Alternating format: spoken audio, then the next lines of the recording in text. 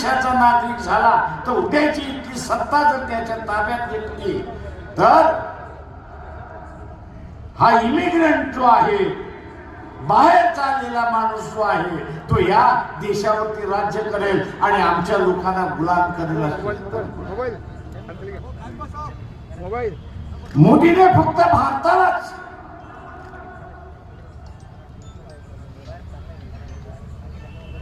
नुकसान पोचवलेलं नाही,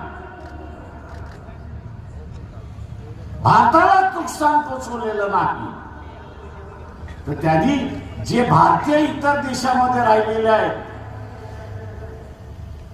त्यांना त्या देशातून हकालपट्टी करण्याची परिस्थिती आणून त्या ठिकाणी ठेवली. उद्या त्यांची हकालपट्टी झाली तर इथे आल्याशिवाय राहणार नाहीत आणि तुम्ही आम्ही सगळेजण मग त्यांना पोसायचं कसं याची चिंता आपल्याला त्या ठिकाणी. जगभर मोदी फिरला,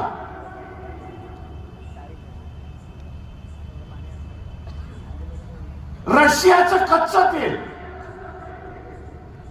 मोदी जगभर अंबानी मार्फत विकत राहिला, रिलायन्स मार्फत विकत राहिला.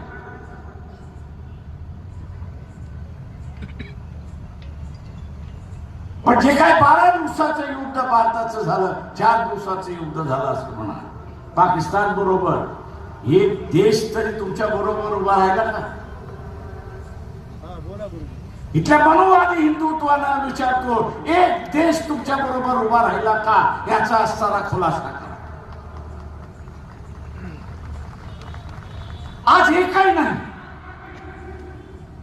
का? नाही तर या देशाला